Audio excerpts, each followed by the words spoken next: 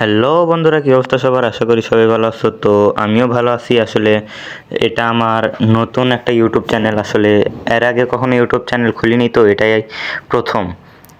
এটাই আমার প্রথম ভিডিও। আশা করি তোমাদের কাছে ভালো লাগবে। আর ঘটনা হচ্ছে, আমাকে একজন চ্যালেঞ্জ দিয়েছিল। একজন বড় ভাই চ্যালেঞ্জ করছিল যে ভাই তোমার সাথে কাস্টম খেলতে চাই। আসলে টিকটকে ইনবক্সে নক দিছিল যে ভাই এটা আমার ইউআইডি দিয়ে বলছিল যে ভাই এটা আমার ইউআইডি, তোমাকে সাথে আমি কাস্টম খেলবো আর আমি তোমাকে হারাবো। ভাই এটা এমনভাবে বলতেছিল মনে হয় সে অনেক ভালো খেলে, তার থেকে ভালো আর কেউ খেলেই না, এমন একটা ভাব ধরছিল।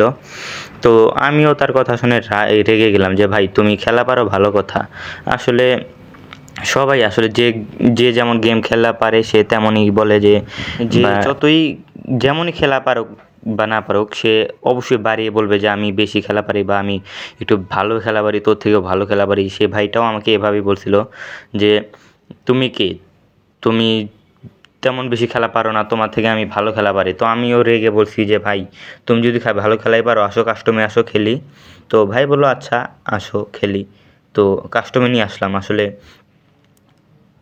কাস্টমটা সে বানাইছিল। আমি প্রথমে ভাবছিলাম এটা বডি শট, পরে AWM দিয়ে কয়েকটা বডি মেরে দেখি যে না, বডি লাগতেছে না, এটা হেডশট। তো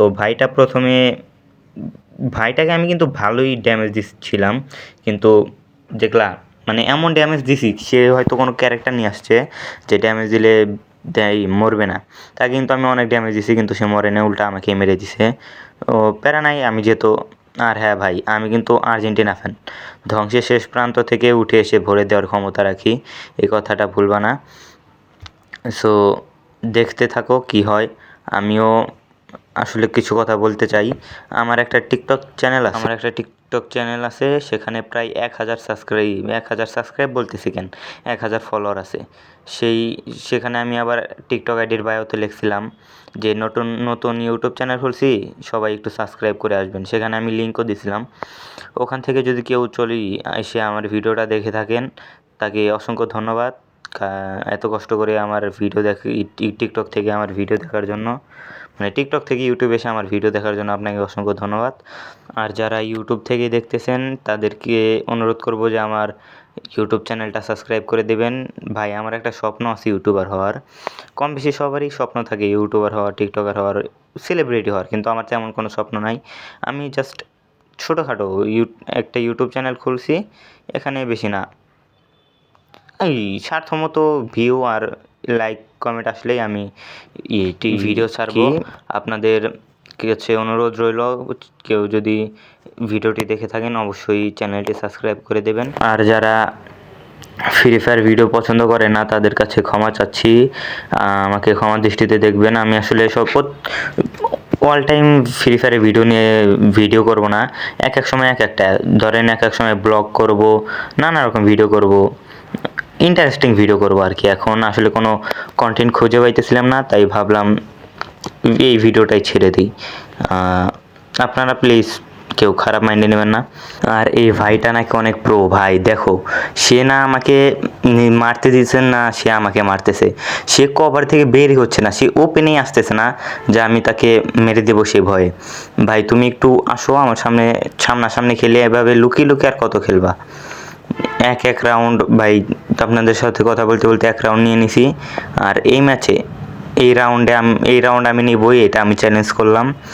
কারণ এই ভাইটার গেম প্লে দেখে আমি বুঝতে পারতেছি, দেখছো, বলতে বলতে রাউন্ডটা নিয়ে নিলাম। আসলে ভাইটা যত ভালো খেলে বলছিল তার অর্ধেকও না।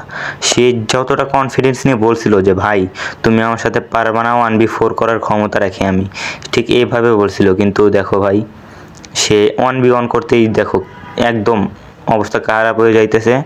তো বলতে বলতে আরেক রাউন্ড নিয়ে নিলাম। দেখতে দেখতে 3 রাউন্ড হয়ে গেছে, 3v1। তো ভাই তোমার সম্পর্কে আমি আর কিছু বলতে চাই না। তুমি মানুষটা হচ্ছে ফাউল মিয়া।